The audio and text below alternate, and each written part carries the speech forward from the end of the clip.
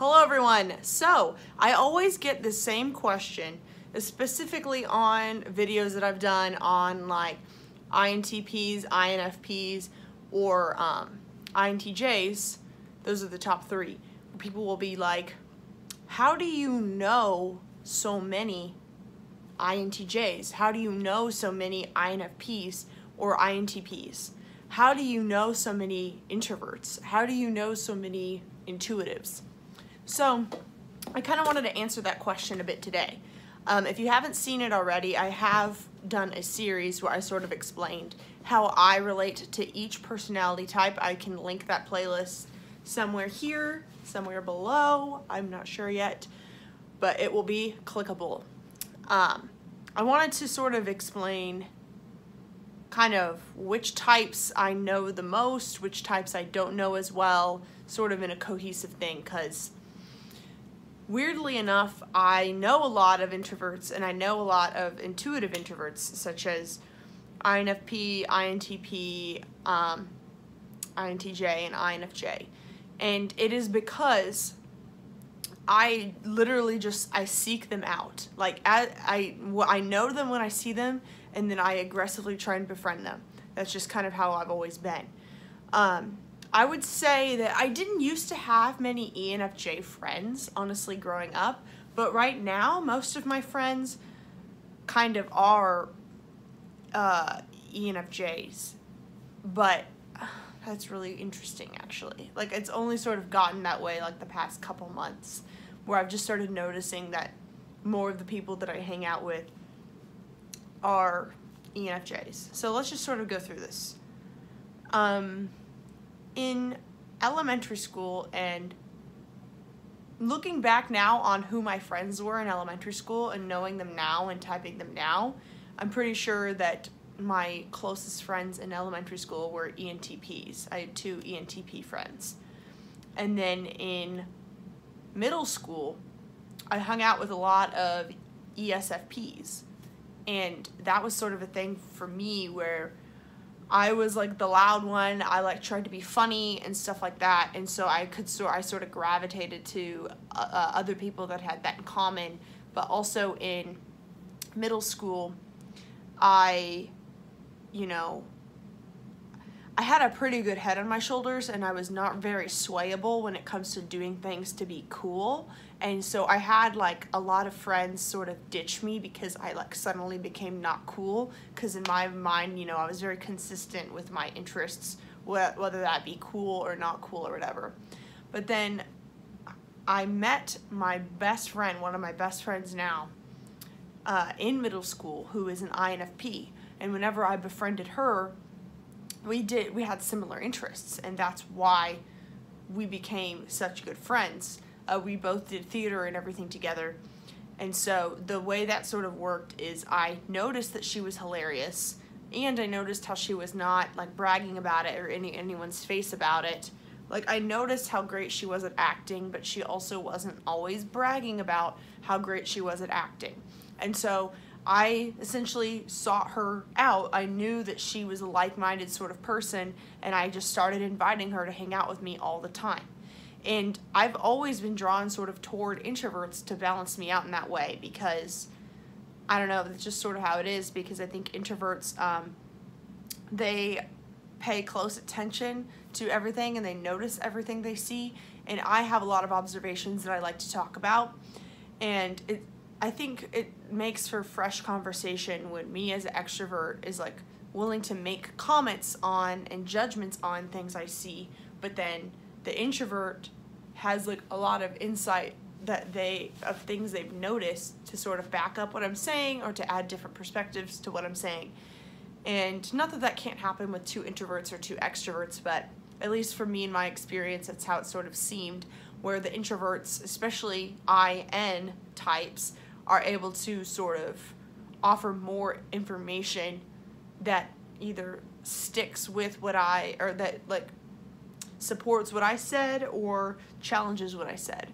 So that's interesting. So then, yeah, she was like my best friend, and then we hung out with an ENFP girl.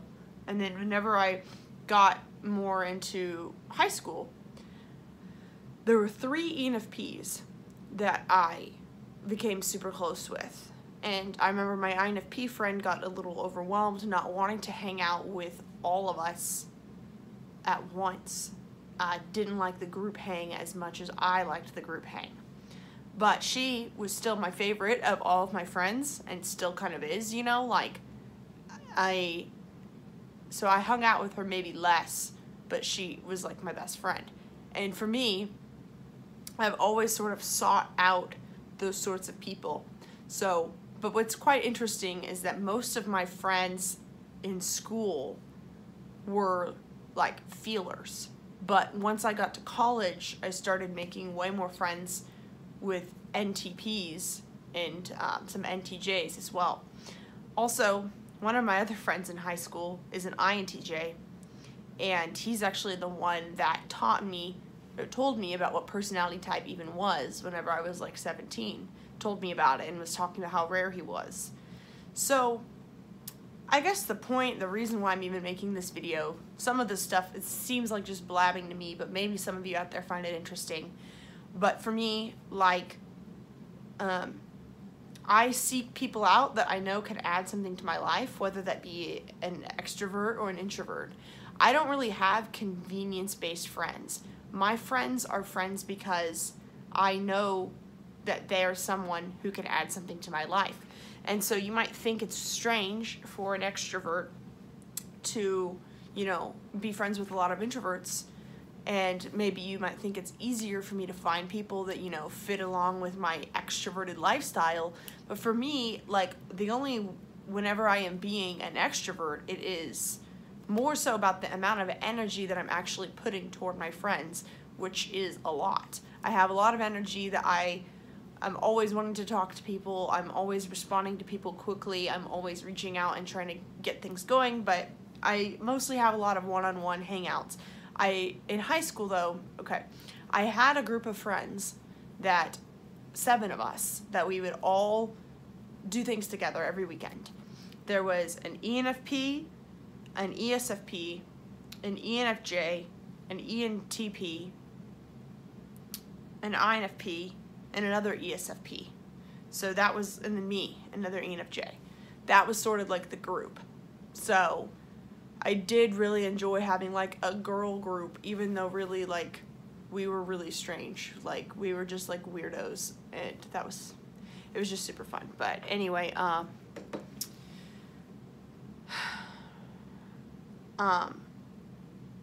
in college, my roommate was an ENFP, and for a couple years, and then, you know, another one of my roommates, 2 of them were ISFJ and ISFP, and I was really close to them. And then I got really close to this girl who's an ISFJ.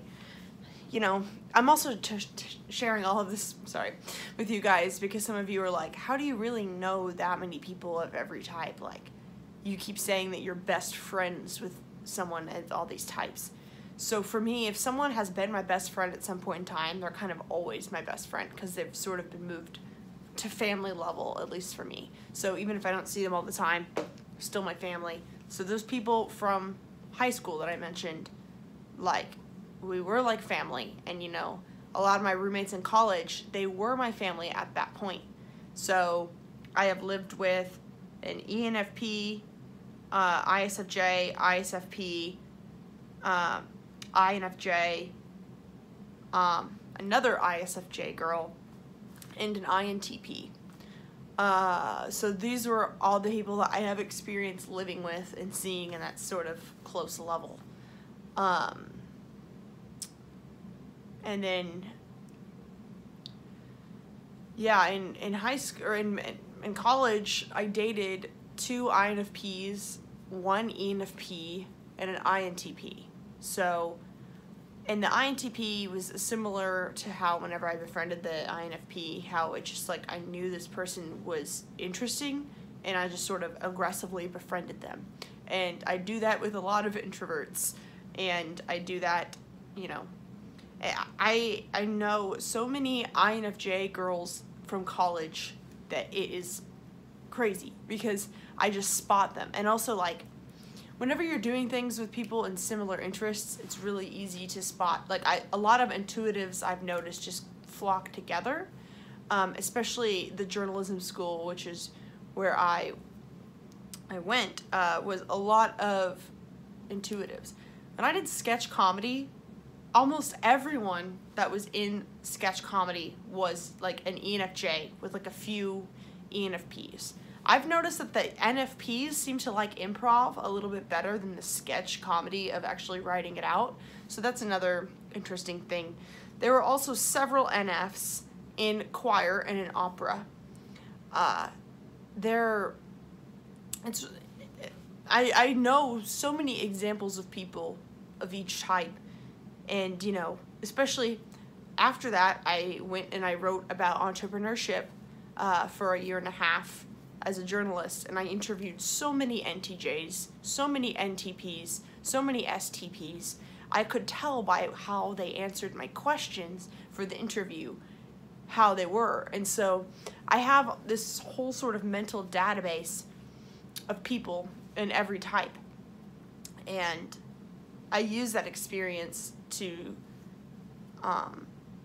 you know, I use this experience to add to my theories, if you will. So, you know, and after that I dated a couple ISTPs, actually 3, and an INTP, and an INTJ, now an INFJ. Like, I can sort of see patterns based on that. And so this video might be really boring to some of you guys. Maybe you've noticed some themes of some people I tend to hang out with, because I'd say right now the people that I reach out to for a happy hour after work are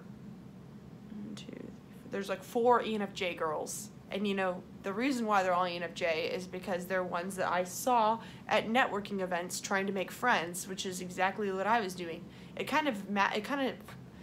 people that you run into sort of is going to depend on what sort of environment you're in. Like in college, if you're just joining a club or around a hobby, it's going to be way easier to meet people of other types. But I've found whenever I'm like in a new city trying to meet new people, it's easier to spot people that are just like me doing the same things as me. I've spotted a lot of NT friends. I made an ENTJ friend from a philosophy class. I would aggressively befriend people who I thought were smart in my philosophy class. I also did something where in college I had a podcast and I interviewed a lot of friends to hear their perspectives, and I would ask a lot of IN types to be interviewed on my podcast. Even if I didn't know them that well, I just sort of got the sense they would have interesting things to say. And so that's how I know a lot of intuitives. That's how I know a lot of introverts. Especially it's not really generalizing whenever you notice things that are consistently true. It's one thing to say that, oh, this type has a tendency to do something. But if you're noticing like very consistent patterns where it's like, I have never met a person of this type that would not agree with this, and I don't even think that's possible based on their functions. Now I know that some things, you know, are kind of strong statements, which is why I don't like to make these strong statements about different personalities, but I have about 15 to 20 people per type as examples in my head that are people that I know very well, whether I had to work with them very intimately in a work environment, or I lived with them, or they're part of my family. I also have a very large family, which is where a lot of my knowledge of STJs honestly comes from, is from my family, because I don't make friends with STJs as naturally as I do other types. Not because there's anything wrong with them, but just because it's not true. I recently met a friend who is an ESFJ who is super into personality type and astrology and stuff like that, and we became pretty much best friends instantly, even though I've only known her like a couple weeks. And, you know, I wouldn't necessarily meet, she's not like most SJs, and so, what am I trying to say here, guys? I guess I want you guys to sort of know, like, that I want you guys to realize how many people I talk to on a daily basis, which is a lot, and how I'm always categorizing the types when I see them. And so I'm very aware when someone like breaks a stereotype that there's still that type. And I don't know, it's not generalizing, because I think a lot of my insights that I've shared on this channel, sometimes people think come from generalization, but I think that's because a lot of people that are in the Myers-Briggs community or whatnot, they read a lot of books and then they don't go out there and see how the functions actually interplay in the real world. It's almost like, because, okay, I feel like TE users sort of invented the scientific method. TE is very much like, okay, let's go guess and check to see, you have a hypothesis, now let's see if that's actually true in the world. FE is similar, where it tests the external world, but not in regards to whether or not something is true, in regards to feeling and harmony. Where if I have a hypothesis in my TI about how two types might interact in the FE. Then I will do something and then see if that is true in the FE. And I know that that's not as scientific, you know, as like a TE, like hard, fast rule or like fact. I don't know what I'm saying.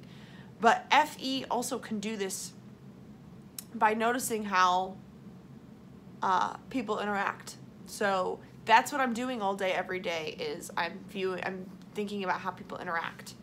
I have most experience with NFP, NFJ, and NTPs.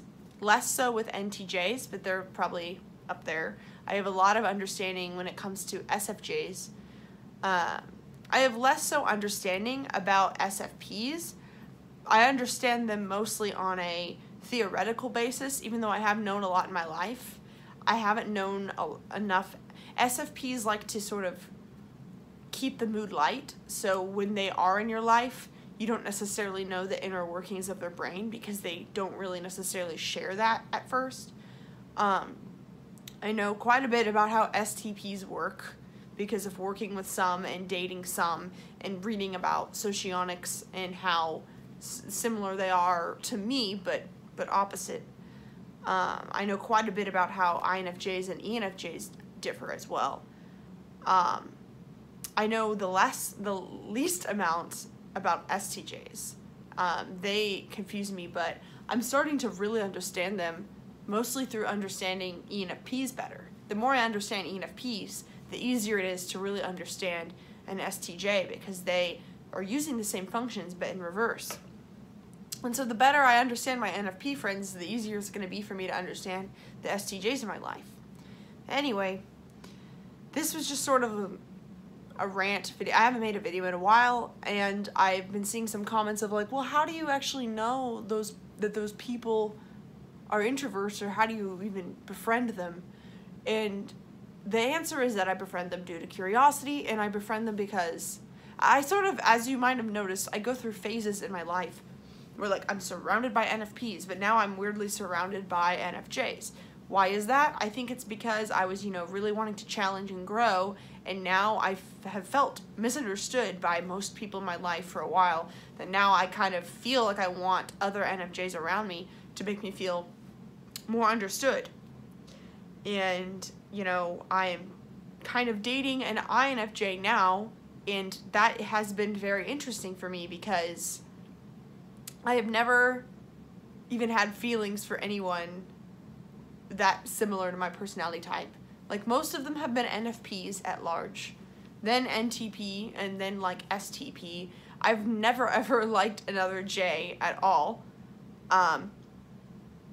It's been kind of it's been nice when I've dated some STPs to feel like we're speaking the same language, but I definitely speak the same language as this INFJ, and it's almost like something to get used to because I'm not used to being in a relationship or in any sort of romantic conversation with someone that communicates so similarly to me. It almost feels like too good to be true, and you know, it's nice. Like, I still feel like, you know, I'm being challenged even though it's not a P, which I think that I've always gone for Ps because they've challenged me and because I've wanted to be challenged.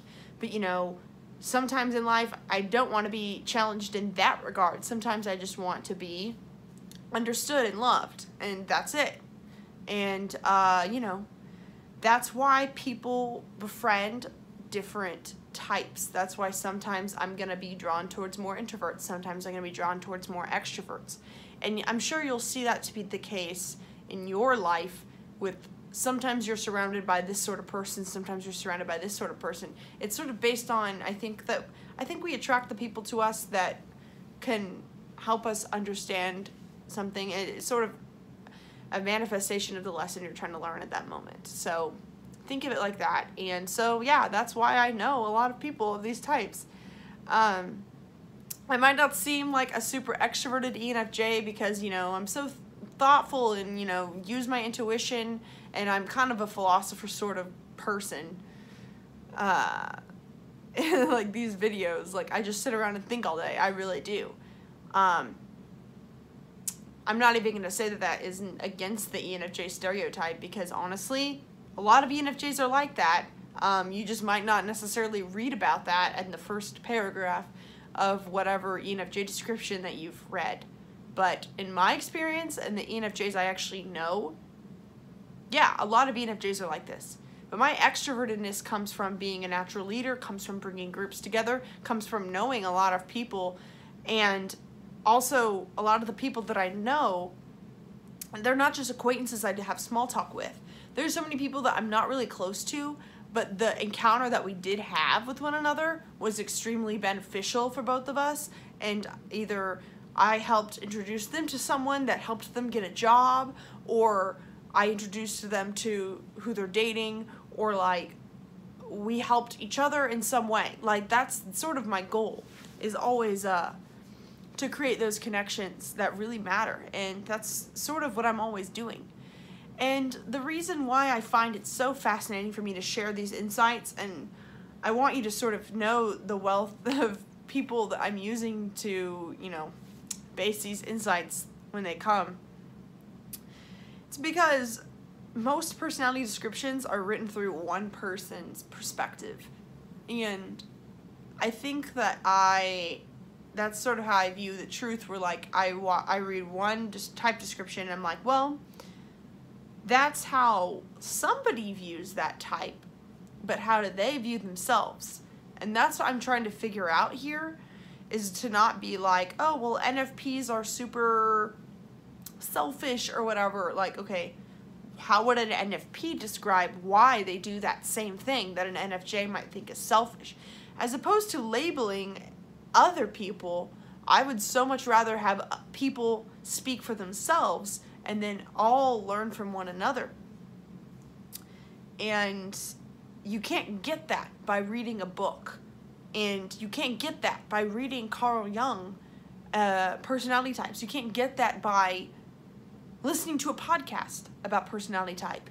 You can't get that from the forums. The only way that you can actually get that is by talking to, well, I guess by that logic you kind of can in the forums, but the only way to actually get that sort of understanding is by talking to people of different types, preferably in person. I guess you could use the forums to have real conversations with people of other types, and that's amazing, and that's why I started my Facebook group, Personality Typology for Self-Growth, which I'll link below. But just these sort of textbook definitions and these sort of black or white, like this or that stuff that is in the personality community, it's not really telling you what you need to know about people who are different from you. That's where you need to go experiment yourself, talk to people, be curious about them, and then you're going to come up with your own insights based on that experience. And just because you might think that, oh, well, I'm just speaking from my experience, like, I don't know if this is real. Well, everything comes from somebody's experience. Like, just because you are taking your experience into the mix doesn't mean that you're automatically biased because you are using things based on your own experience. Because would you rather use your own experience or somebody else's experience that they wrote down in a book?